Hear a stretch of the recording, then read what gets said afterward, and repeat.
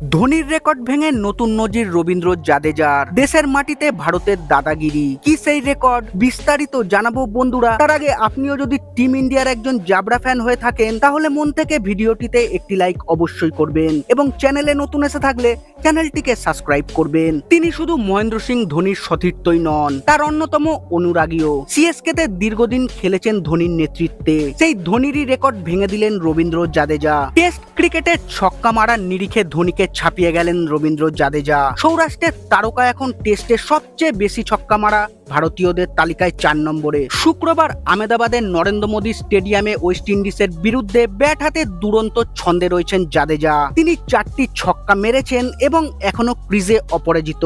সব মিলিয়ে 86টি টেস্টে 79টি ছক্কা হাঁকিয়েছেন জাদেজা। 90টি টেস্টে 78টি ছক্কা হাঁকিয়েছেন মহেন্দ্র সিং ধোনি। সেই রেকর্ড পেরিয়ে গেলেন জাদেজা। টেস্টে ভারতীয়দের মধ্যে সবচেয়ে বেশি ছক্কা মারার নজির রয়েছে বীরেন্দ্র সেহওয়াগের। 103টি টেস্টে 90টি ছক্কা হাঁকিয়েছেন বীরু। 47টি টেস্টে 90টি ছক্কা মেরে তালিকায় 2 নম্বরে রয়েছেন ঋষভ পান্থ। সেহওয়াগের রেকর্ড ভেঙে দেওয়ার দোরগোড়ায় দাঁড়িয়ে আছেন ঋষভ পান্থ। ইংল্যান্ডের বিরুদ্ধে পায়ে চোট না পেলে তিনি ওয়েস্ট ইন্ডিজের বিরুদ্ধে খেলতেন এবং এতদিনে হয়তো সেহওয়াগের রেকর্ডও পেরিয়ে যেতেন ঋষভ পান্থ। তালিকায় 3 নম্বরে রয়েছেন রোহিত শর্মা। 67টি টেস্টে 88টি ছক্কা হাঁকিয়েছেন হিটম্যান। আহমেদাবাদ টেস্টে 9 বছরের অপেক্ষার অবসান ঘটিয়েছেন কেএল রাহুলও। 2016 সালে ইংল্যান্ডের বিরুদ্ধে টেস্টে 199 রান করেছিলেন কেএল রাহুল। 9 বছরের দীর্ঘ অপেক্ষার অবসান হলো শুক্রবার। আহমেদাবাদে ওয়েস্ট ইন্ডিজের বিরুদ্ধে সেঞ্চুরি করলেন কেএল রাহুল। দেশের মাটিতে টেস্টে রাহুলের দ্বিতীয় সেঞ্চুরি। 9 বছর পর ভারতের মাটিতে